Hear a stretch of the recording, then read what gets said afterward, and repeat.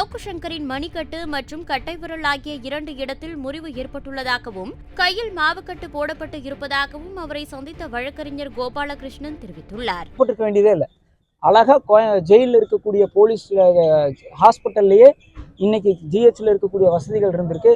கண்டிப்பா எதையா ஒரு காரணம் சொல்லி இந்த சிகிச்சையை முதல்ல அவங்களால கொடுத்துருக்க முடியும்.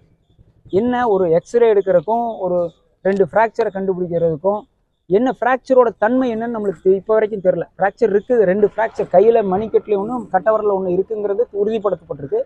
அதோடைய தன்மை என்னங்கிறதுக்கான மெடிக்கல் ரிப்போர்ட்ஸ் நம்மளுக்கு தரமாட்டாங்க. அது திருப்பியும் சிறை நிர்வாகத்துக்கு தான் போயிருக்கு. அந்த ரெக்கார்ட்ஸ் நாங்கள் கேட்டு நாளைக்கு மனு போட்டு தான் வாங்கணும். அதெல்லாம் மனுகள்லாம் ஒன்று மனு போட்டு வாங்குறதுனால ரொம்ப டைம் எடுக்குது.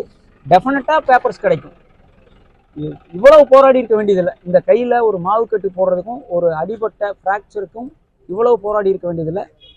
இந்த மருத்துவ உதவி கிடைத்ததுக்கு முழு காரணம் பத்திரிகை நண்பர்கள் தான். 2 கட்டவரில் வலது கட்டவரில் ஒன்று, மணிக்கட்டில் ஃப்ரண்ட்ல. அவர் மேல போடப்பட்ட கஞ்சா வழக்குல கஞ்சா கார்ல இருந்து எடுக்கப்பட்டதா சொல்லியிருக்கு. அது சம்பந்தமா உங்ககிட்ட அவர் ஏதாவது தகவல் இல்லைங்க. அவர் தெளிவா என்ன சொல்றாருன்னா, அவரை இரவு அதிகாலை 1:30 மணிக்கு அவரை கைது பண்ணிட்டாங்க. கஞ்சா கைப்பற்றப்பட்டதை சொல்றதெல்லாம் 8 மணி, வெடிய காத்தால 8 மணிக்கு மேல அவர் கைது செய்யப்பட்டு 7 மணி நேரம் கழிச்சு தான் அந்த கஞ்சா அந்த கார்ல இருந்து எடுத்ததா சொல்றாங்க.